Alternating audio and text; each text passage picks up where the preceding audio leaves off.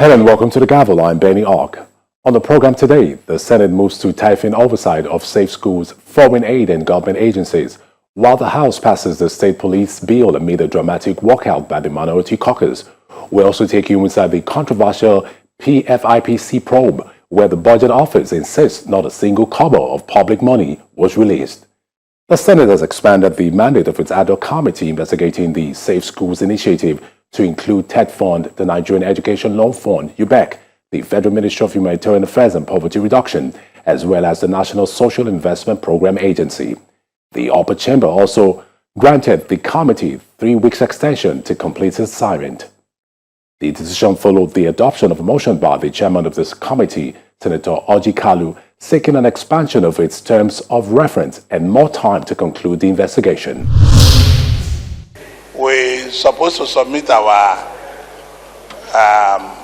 report, and there are few more areas that we have not gone. So I needed the permission of the Senate to mention it so that we can conclude in the next 2-3 weeks and come back with the report.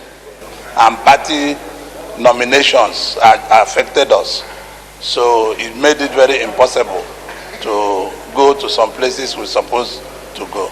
Is it the view of the Senate that he be allowed to have the 3 weeks extension? Those in support say aye. Those against say nay. The ayes have it. So.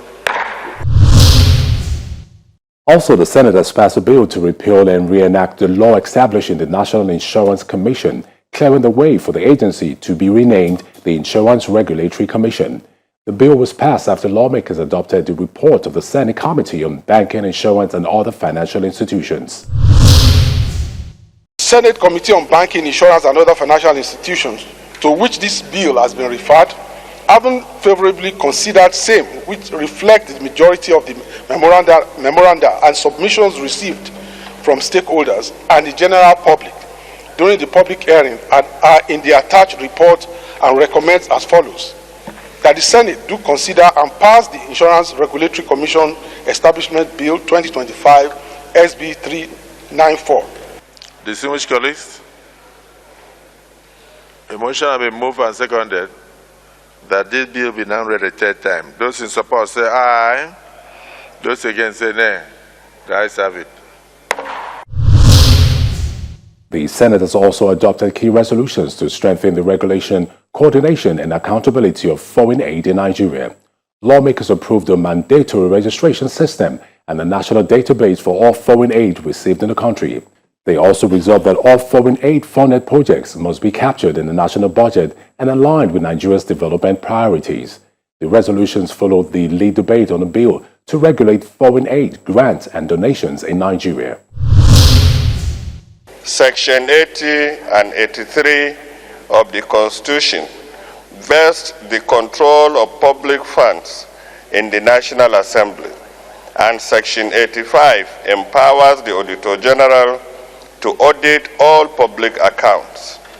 Accordingly, foreign aid, once received and applied within Nigeria, constitute public resources and must therefore be subjected to constitutional oversight, transparency, and accountability. Not just the NGOs or the civil society organizations, even within the government circle, a lot of money comes in, nobody's accounting for it. The debate grew more intense as lawmakers linked foreign aid to the country's security challenges. If you look at during the crisis, the Boko Haram crisis, a lot of NGOs were coming to Nigeria with a lot of funding. And part of that funding is also creating a lot of security risks for the country. Because at the end of the day, you can never tell who is accounting for what and who is also taking this money. Most of the organizations that came to Nigeria were renting properties in Borno State, in Maiduguri, and they will come and rent properties for 12 years minimum, 15 years and all that. And I said, if Boko Haram just started and it's not even up to 2 years, does it mean that these people foresee a situation whereby the Boko Haram will fester for up to 15 years. So your guess is as good as mine. If there is no oxygen, Boko Haram will not be breathing. We have to track these monies so that we don't end up receiving donations that would tend to destabilize Nigeria and lead to a lot of divisions. The bill passed second reading and now proceeds to a public hearing. The upper chamber also debated a motion on the growing humanitarian impact of unsafe mining activities in Kogi State. Several trucks reportedly sank into mining pits during loading operations, leading to the death of over 20 workers and injuries to several others, thereby exposing the extremely hazardous conditions under which mining activities are presently conducted. I think the only financial to this ugly scenario is to come up with laws and regulations guiding mining operations in mining communities with a view to not only insulating miners from exploitation, but compensation. Those in support of this prayer say aye. Those against say nay. The ayes have it. The Senate urged the Federal Ministry of Solid Minerals Development to conduct a comprehensive audit of all licensed miners and their areas of operation. Meanwhile, the Senate turned its attention to the persistent refusal of some ministries, departments, agencies, and government-owned enterprises to honor invitations from legislative committees. In blatant disregard of the oversight powers vested in the National Assembly by the Constitution, this persistent non-compliance constitutes a direct affront to the constitutional authority of the Senate, undermines the doctrine of separation of powers and checks and balances. We must do everything possible in nipping this thing in the bud. We must make sure that we are not induced. We must make sure our place of work is the Senate and oversight. If they cannot come here, we invoke our powers. You see, every day you want to run to Mr. President. Mr. President is President of Federal Republic. And we as legislators, we should do our job and leave the Mr. President alone. We can handle these people and deal with them severely. We invited some people, they refused to come. And we wanted to invoke the powers of this Senate by summoning or a warrant of arrest. This Senate turned it down. And so the other agencies were emboldened to do that. We were sitting down at sports committee. The Football Federation and the Football Commission were invited. Severally, they refused to come. And it is because of such emboldenedness. The comments sparked a lively exchange on the floor. A situation where we tell head of an agency that a person is a thief and that the entire agency or the entire NMPC is full of fraudsters. That is too conclusive, and that they are thieves. Then we expect them to go and represent Nigeria when NMPC is 100% owned by Nigeria. So these are the issues. So don't jump into something that you were not very well briefed. The Senate President and I, we signed a truce of no more hostilities. And the Senate President breached the truce by reverting to a previous matter with a view to behaving like. So I told Mr. Senate President, the truce stands. You should not violate, I will not violate.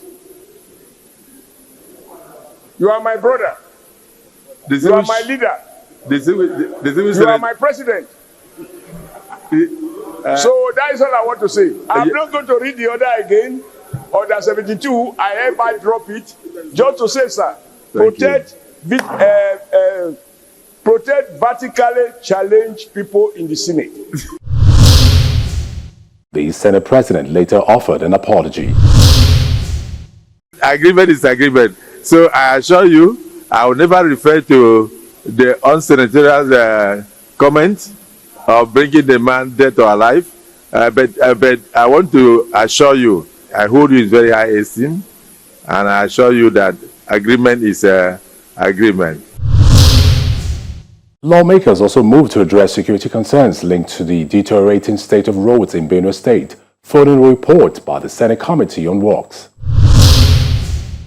The deteriorated road has hampered the operations of security agencies by delaying emergency response and limiting patrol activities, thereby creating opportunities for criminal elements to operate within the corridor. Beyond the Onyangbede-Ogobia Road, the Senate urged the federal government to rehabilitate at least 2 critical federal roads in each of the 36 states and the Federal Capital Territory.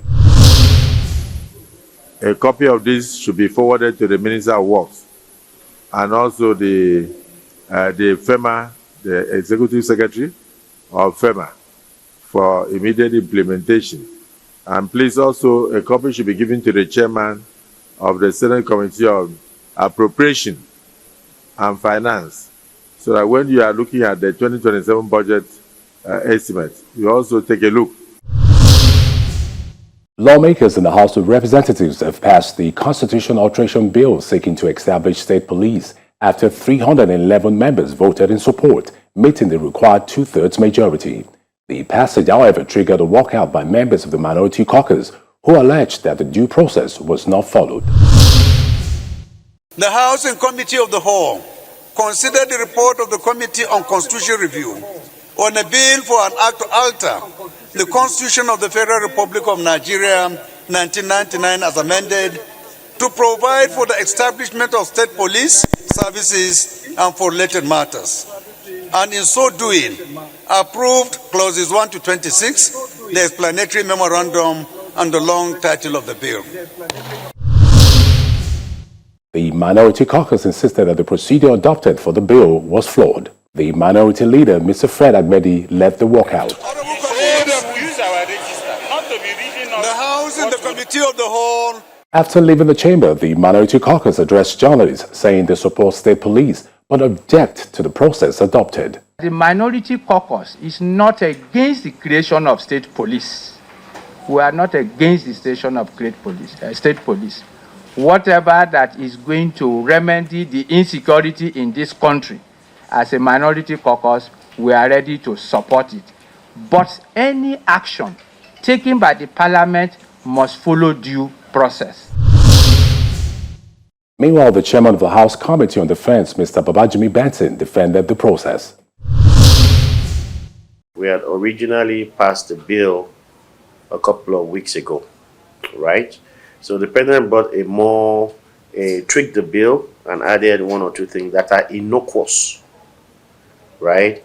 So, and I believe that passing the bill with the speed of the light is the most patriotic thing to do.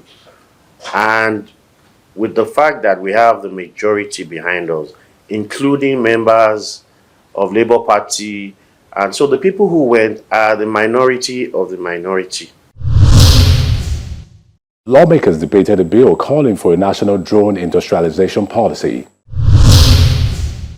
The House is invited to resolve to urge the federal government to provide structured capital support to verified Nigerian drone manufacturing companies through the Bank of Industry, the Defense Industry Corporation of Nigeria, DICON, and other appropriate financing vehicles to enable them to scale operations and meet military procurement standards. The bill was referred to the Committee on Defense, National Security and Intelligence, Science and Technology, and Industry and Commerce. Lawmakers further ordered an investigation into the activities of the mining marshals over allegations of corruption. Convinced that these operational and financial anomalies directly undermine Nigerians' economic interests, resulting in mineral revenue leakages, heightened insecurity and deterioration of investor confidence in the solid minerals sector. Welcome back. The House Outdoor Committee investigating the legal status, operations and budgetary inclusion of the Presidential Foreign Investment Promotion Council PFIPC, has begun its public hearing. The committee says its goal is to determine whether the council was established in accordance with the law. During the hearing, the committee chairman, Mr. Yusuf Gatti, questioned the office allocation to the council and the deployment of staff. You are the head of civil service of the Federation. You are going to help us work with Nigerian people. You are working with the Nigerian people. We want to know who authorizes the request for organizational structure for the PFIPC.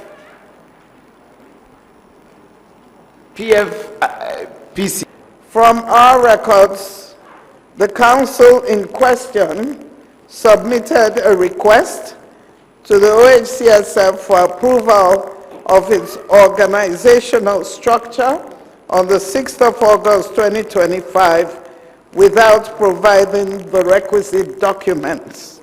Consequently, the request was not granted. Take two. She explained that although approval was given for 314 staff positions, the request for the council's organizational structure was not approved because the required documents were not submitted.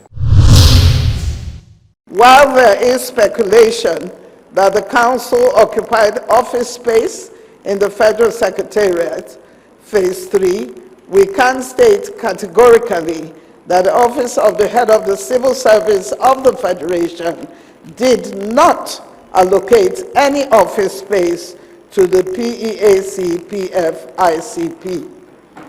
The office space indicated as the Council's physical address in the Federal Secretariat Phase 3 is part of the office spaces allocated to the Office of the Secretary to the Government of the Federation, vid letter dated 16th November 2023, to reallocate as they deem fit for the use of the Office of the Secretary to the Government of the Federation and presidential aides. The committee subsequently directed the Office of the Secretary to the Government of the Federation to appear and explain how office space was allocated to the Council. The committee also expressed displeasure over the absence of some invited agencies, including the Inspector General of Police, the Ministries of Finance and Foreign Affairs, and the Accountant General of the Federation. We are going to invite the Office of the Secretary to the Government of the Federation to come and explain how the office space was allocated to the Presidential Foreign Intervention Investment Promotion Council and Presidential Economic Advisory Council. The hearing continued on Friday with the Director General of the Budget Office of the Federation saying no public funds was released or spent by the Presidential Foreign Investment Promotion Council despite a 1.3 billion naira appropriation in the 2026 budget. The Budget Office did not create the council, it did not assign its code, it did not approve its establishment, it did not grant its recruitment waiver, it received official instruments and did what the law required of it. It measured their fiscal effect. The Budget Office did not issue financial clearance for the council because the conditions were incomplete. The 2026 appropriation bill did not become law until presidential assent on 31st March 2026. Before that date, the Budget Office could cost the proposal. It could not grant final financial clearance against a bill that had not yet become law.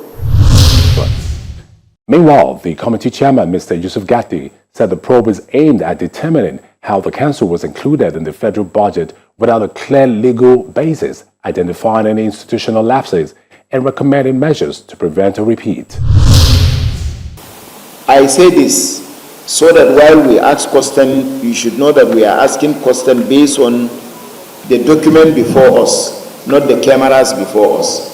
In the whole of this process, if I should summarize his submission, recruitment waiver is the responsibility of the Office of the Head of Civil Service, which is part of what we are investigating. And in his report, he has said how he blocked that because those clearances were not given.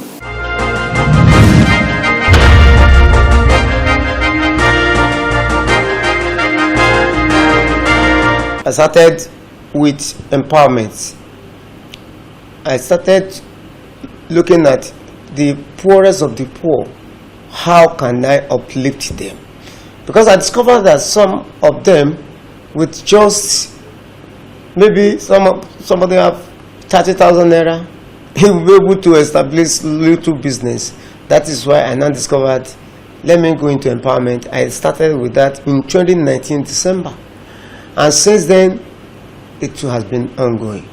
I came to year 2020, I did mega empowerment, whereby I empower most of the constituents across the 3 local governments in terms of giving them tools, mechanical tools, electrical tools, grinding machine, sewing machine, water pump, generator, clippers, hair dryer, and vehicles, uncountable number of vehicles for those that are into transportation business.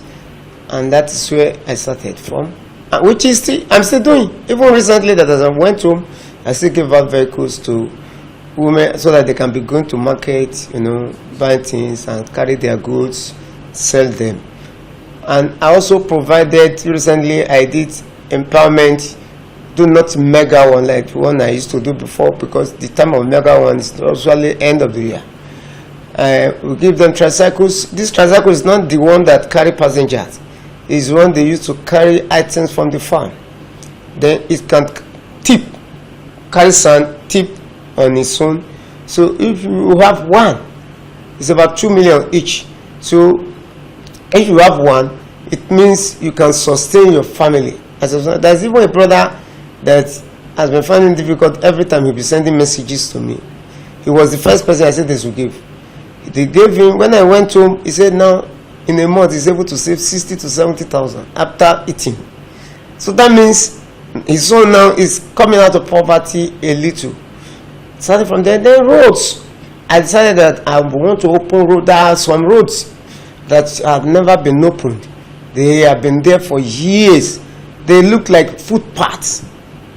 I brought bulldozers everywhere, just like you are seeing here now. Though my own is not like I have FCT on, but I make sure I open all these roads. We bulldoze them, we grade them. Some we did surface dressing, some we did asphalt on them. And part of the one that we did asphalt on now, we just finished the one that the budget could do. That's about 8 kilometers thereabouts. There's another one, that one is surface dressing. That one is about 5 kilometers surface dressing. So, but we are not stopping there. I'm already planning that, God help me, in this my tenure, I want all these roads done. And thank God, this government of Baba, President Bola Ahmed Tinubu, is focusing more on infrastructures. If you watch, even judging from Abuja, you will see how things are turning around. And that is what is going to replicate across all the 365 constituencies and 109 Senatorial district. This, I can promise my people that before this first time around out, they should expect more from me in terms of road projects in my federal constituency. And education also was my priority. Ever before I came into government, I've been paying white fees for the children. When I came, I discovered that most of our children are not paying. So I took it upon myself. I've been paying for them going 6 years now. Thank God this new governor that came, Governor Usman Ododo, came and paid the white fees for the first time. He's a new governor, but for the past 8 years they have not been paying, but he came and paid white. So for public schools, I do pay for both public and private schools. So they didn't take care of the private school, but at least he has done something. He tried by paying public school. I paid the private schools this year. And that is how I have been doing and taking care of our people, especially the widows. Our programs for them on a yearly basis. In fact, because of the level of hunger now, very soon I'm coming out with a very wonderful program for them, because we must eliminate hunger in our land.